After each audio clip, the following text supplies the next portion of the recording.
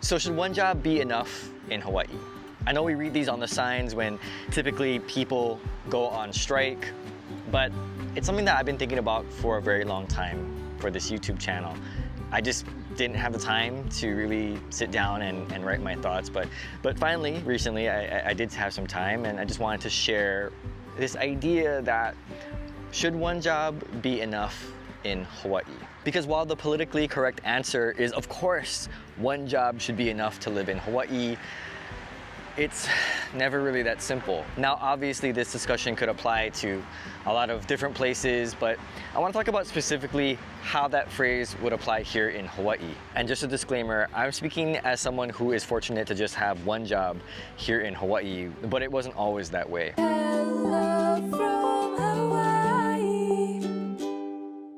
So like all good English majors, I thought the best way to really break this discussion down was just taking a closer look at that phrase. So the phrase, one job should be enough, can be broken down into 3 different parts. And I want to have a discussion on each one of those parts. The first being one job. What does that mean?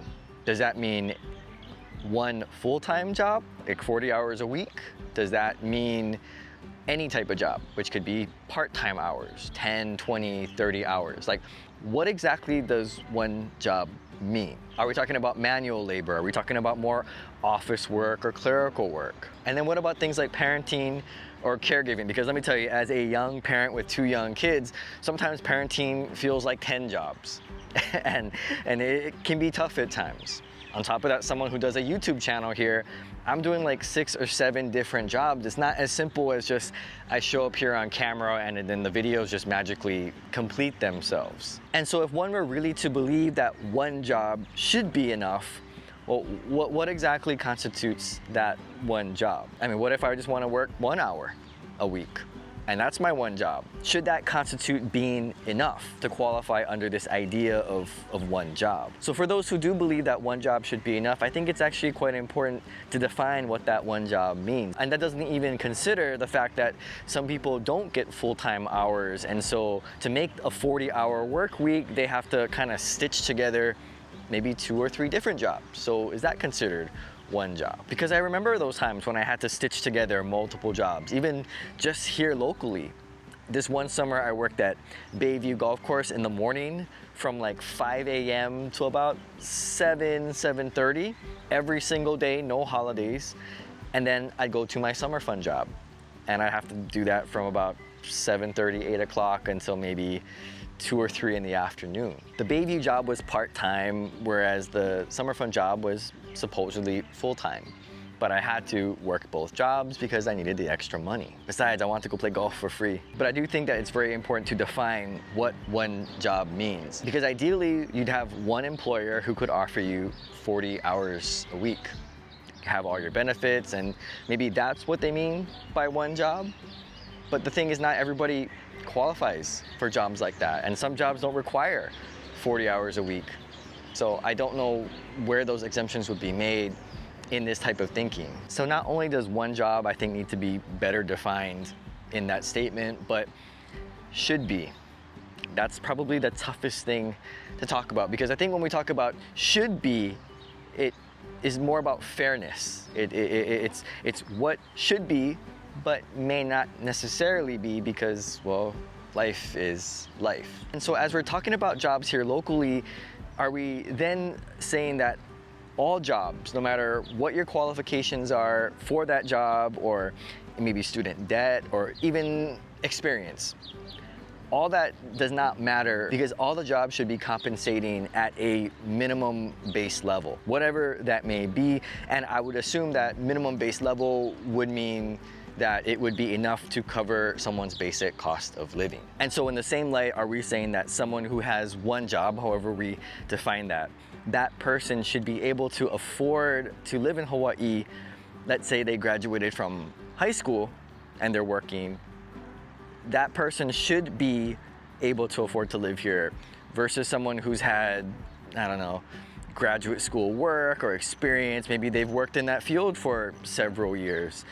Are we saying that both should be equal, or at the very least that the new person who enters, the one that's less experienced, maybe the one who has less qualifications, they deserve to be able to have a minimum standard of living. And of course, that doesn't even take into account the fact that now we're in a global market where there are candidates who are not just from the mainland, who are also competing for these same jobs, but now globally, we got international workers and employees coming into the islands, and well, they have a whole bunch of different skills and qualifications that, well, frankly, could be a little more valuable than what we have here to offer. And so when it comes to whether something should be or not, most of the time, I think we'd like to think it should be, but realistically, it's never gonna be that way because life is most of the time just not fair.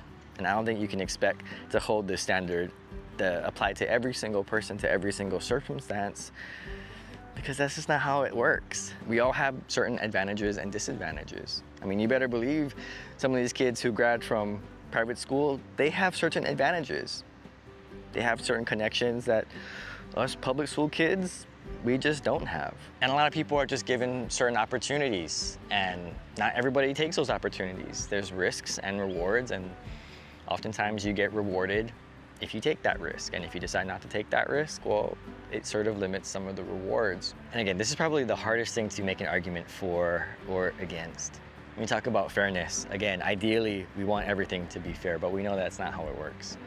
And so when I think about one job should be, well, maybe it's not for everyone. And the last part of that phrase is enough. What kind of quality of life are we talking about here? Are we talking about just the fact that you could live in Hawaii? Maybe you might need 4 other roommates and you guys all kind of cram into a 2-bedroom apartment. Well, you're still living here, but is that what we're talking about? Or is the idea that every person has the right to rent their own space for themselves? Or maybe even buy a place? Is that what is being implied, that one job should be enough for that? For some people, enough is, well, they need to have a certain kind of car, and they have to have a certain type of cell phone or a certain type of lifestyle. Whereas for somebody else, it could be a whole lot less. I mean, this might require some budgeting. I know people don't want to hear that, but it might require some budgeting where maybe you can't take that trip to Vegas, or maybe you can't buy that new truck, or maybe you can't eat out 3 or 4 times a week.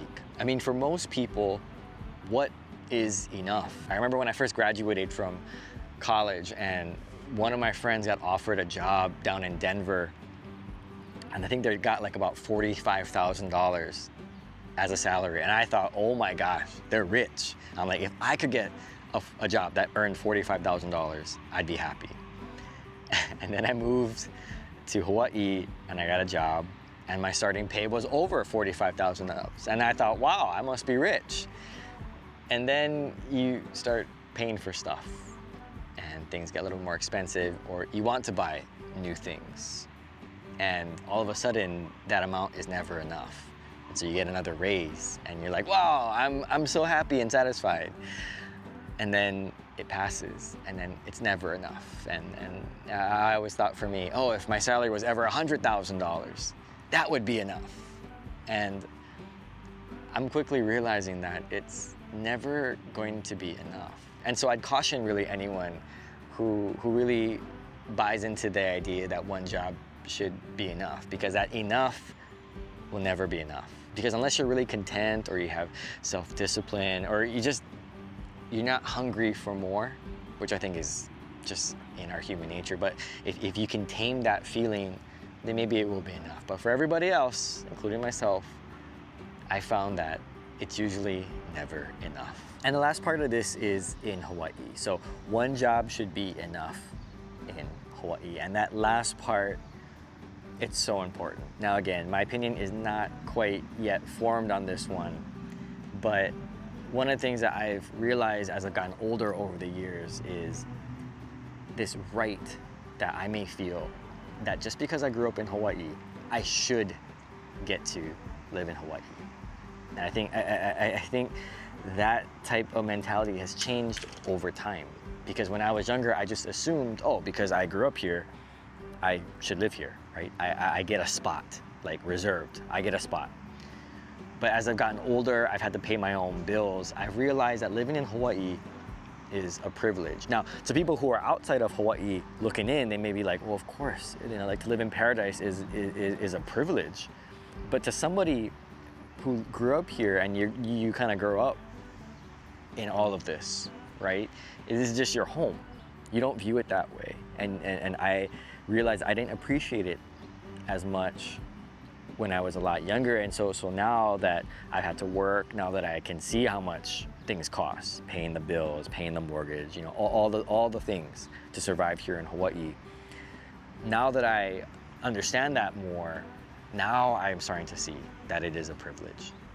But that type of mindset for me has had to change over the years. And so I'm thinking for a lot of these younger people who are coming up, I think we need to make them realize that just because you're born here, you grad high school here, does not mean you automatically get a spot here, right? And I think a lot of people are learning that as we see more and more local people leave Hawaii every single year. They're learning that just because you're from here, you grad here, it does not mean that you automatically just have some sort of automatic place that's saved just for you, that you get one house, that you get a good job to just automatically live here. I mean, you got to compete with everybody else, but I think more harshly is you got to compete with the cost of living. And that's something that frankly we cannot control. And so the plan really needs to be you either find a way to make more money, or you got to figure out some kind of budgeting plan to make it work here in Hawaii. And that's just not something that I was necessarily prepared for. It's kind of like when I went to college, right? You get so excited, you get into school, you got your major, and then there's classes, and then there's graduation.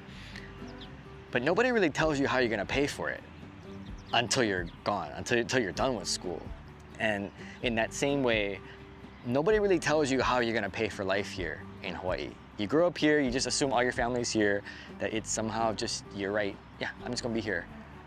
But I think as more and more people are starting to get older, things get more expensive, people are starting to realize that no, it's not a given, it's not guaranteed you get one spot here. I mean, it's great if you do, and if your family can help you and support you and figure out a way, but it's not a guarantee. And so as I'm reflecting on this, I think that's really the heart of this whole issue, is this idea that many people think that it's their right to be here. Just because you grew up here, just because you live here for a little while, it is your right. That you automatically should be able to afford to just live here. And speaking as someone who's lived here for a long time, grew up here, went away, came back, it's not a right. It's something that you have to work hard for. And there's a lot of other factors that go into it. Luck has something to do with it.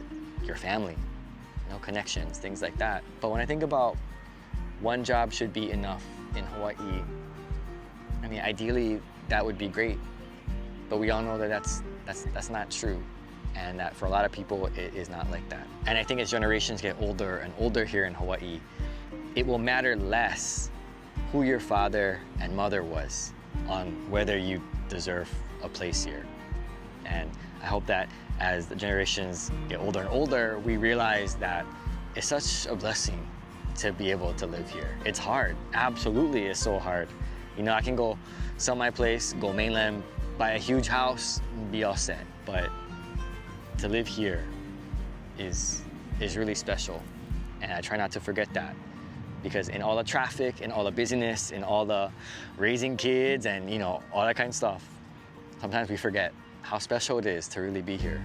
I think we take it for granted sometimes. So this is a different kind of video. Just want to share my thoughts.